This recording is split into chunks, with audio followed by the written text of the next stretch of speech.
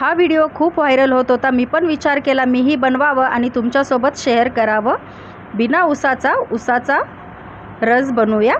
त्यासाठी एक मिक्सी जार घेतलेला आहे। त्यामध्ये 2-3 गुळाचे खडे घालून घेतलेले आहे। एका लिंबाचा रस पिळून घेतलेला आहे। त्यानंतर यामध्ये चवीनुसार छोटा पाव चमचा काळं मीठ घालून घ्यायचं आहे। 5-6 बर्फाचे तुकडे घालून घ्यायचे आहेत।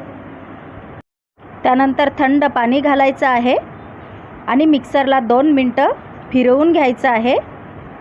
त्यानंतर एक ग्लास घेऊन त्यामध्ये बर्फाचे तुकडे घालायचे आहेत आणि मिक्सरला फिरवून घेतलेला रस यामध्ये घालायचा आहे।